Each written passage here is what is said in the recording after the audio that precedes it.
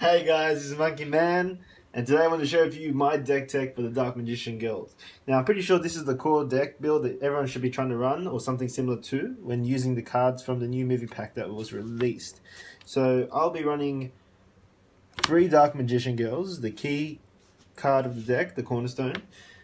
She may look like a small body as a whole, but when used with the deck and with the various cantrips, especially when opponents attack into you, she ends up being a very huge body and can sometimes be detrimental to winning and losing games. So, 3 Dark Magician Girls.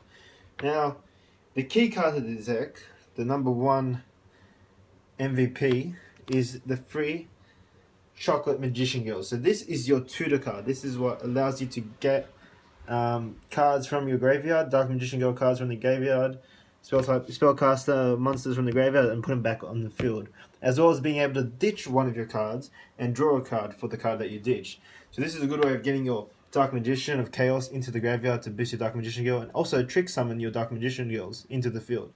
So the way the creatures are actually summoned onto the field is if you have a card in the graveyard and you use her ability, you redirect the attack to a special summon card that you just summon straight from the graveyard. Boom. And so that's like ditching the Dark Magician Girl to the graveyard. And then when an opponent attacks into the Chocolate Magician Girl, it will special summon the Dark Magician Girl. And as well as that, it would have the attack of the opponent's monster, making the Dark Magician Girl a much stronger body in that matchup. So it's a key card. This is the cornerstone card, the Chocolate Magician Girl. And we'll be running 3 Berry Magician Girl. So the Berry Magician Girl is basically a way of tutoring up your Chocolate Magician Girl so you can get your engine running. Because once you have the Chocolate Magician Girl or girls on the battlefield, you'll start milling through your deck to find the cards you need much faster. It's a lot of draw power when you get that Chocolate Magician Girl on the field. So these cards are basically your Chocolate Magician Girl tutors. And now, this card can sometimes be their draw, but really, this is your win trump card. This is your way of winning the game when it's drawing out too long. And this card, when you discard it from hand to graveyard, will give all your Dark Magician Girls on the field a bonus of 300 attack for each Dark Magician Girl on the field and in the graveyard, or spellcaster type, sorry, yes. And that would mean that every single card on the field would actually be hitting for a huge sum of damage. It's a good finisher card. It's very essential for the deck, especially when the long grindy matches are getting kind of out of hand. Along with that, we're going to have 2 Apple Magician Girls and 2 Lemon Magician Girls. Basically 2 of each because they've only got 1 good ability on each card. Basically, the Lemon card will allow you to get rid of any useless magicians on the field, such as Berry Magician Girl when her uses run out. And as well as that Apple Magician Girl will allow you to do that ability that allows you to half the attack and special summon from hand a Magician card, I think. So yeah, these are not as good as the other Magician Girls, but very essential, and another way of adding more Magician Girls into the mix so you get more damage. Alright, so along with that, we're going to be running 2 Summoner Monks, a good way of tutoring up your Chocolate Magician Girls as well, and in special moments you can use it to call in a Dark Magician Chaos if you need that, because we'll be running 2 Dark Magician Chaos to help strengthen the Dark Magician Girls by getting these into the graveyards. As well as that, you'll be able to pretty much get back spells from your graveyard and banish monsters on the field. So it's a pretty good trump card to have for removal and for leveling, for adding more damage into your Dark Magician Girl. Alright, we'll go into spells now. We're going to run 3 Pot of Duality. Basically get that draw power, get into the game, get the cards you want. So very central, staple card. We'll be running 2 MSTs. Basically for just general spell removal. Very essential. You could be running Twin Twisters instead of that, but I've chosen to go old school with this.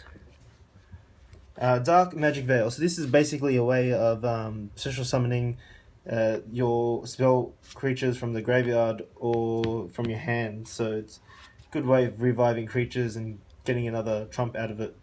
So pretty good. Works good with only spellcaster type, dark spellcaster type creatures. So for this deck, it's essential. Now, miscellaneous, we've got Allure of Darkness, allows us to discard and banish a dark monster from our hand to draw 2 cards. So it's draw power. A lot of loss to that because you do lose a card from your hand, but if you've got a berry in the field and you need to get rid of the other one, that's probably the best option. Dark Hole, basically you can play Raigeki in this position, but it's a board wipe. If everything goes to shit, play the board wipe. We got Soul Charge, good way of reviving creatures, pretty central. And we have another edition, Magical Dimension. I found this card to be really good in this deck because all your creatures are spellcaster type monsters, and you're allowed to then destroy a monster you control, and then special summon another spellcaster from your hand, and then you can destroy 1 monster on the field. I'm thinking about running 2 of these because there are times where I have Lemon Magician Girl on the field. I want to get rid of her, and this card is that, and allows me. There's so much value to get rid of a card you don't want on the field anymore. Into traps, we got the Free Call of the Haunted, good revival, pretty stable. 2 Magician's Circle. So this allows you to basically select 1 spellcaster type monster from the deck and special summon it. So easy ways to summon your spellcasters from your deck, including Dark Magician Chaos. We got 2 Dark Renewal, and I cannot say anything bad about this card. Dark Renewal is a complete value in this deck. So when you special summon a monster, you can target one of the monsters and 1 spellcaster that you control in the field, and send both monsters to the graveyard. Then you can special summon 1 dark spellcaster type from your deck or graveyard. So basically you can sack creature on your opponent's side and your own spellcaster, and then just revive that spellcaster. So it's like as if nothing happened. It's a good trap. It's good spot removal, and allows you to get rid of dead cards as well as set up plays for the next turn. Bottomless Trap Hole, just your standard get rid of that creature kind of thing, spot removal. And finally, Mirror Force. So Mirror Force is just one of those trump cards that you should be playing. There's a new Mirror Force out that many people are playing. It's probably the better option, but for now I'm playing Mirror Force because I just love it. There you go. So that's the main deck for now. I'm only running a few of the XYZ monsters. There's more to put into the deck, so I'm just going to show you what I've got for now before I finish it up. I'm going to run number 39 Utopia, Abysswella for those magician spell type decks. Gaga Cowboy to just get over the edge when it's getting close. So I'm going to run another number 39, but I'm going to replace it for something number 39 Lightning, and I'm going to play the Ebon High Magician because you got to play the Ebon High Magician when you're playing any level 7 spellcasters, which is my Dark Magician of Chaoses. Just Dark Rebellion XYZ Dragon for the beats.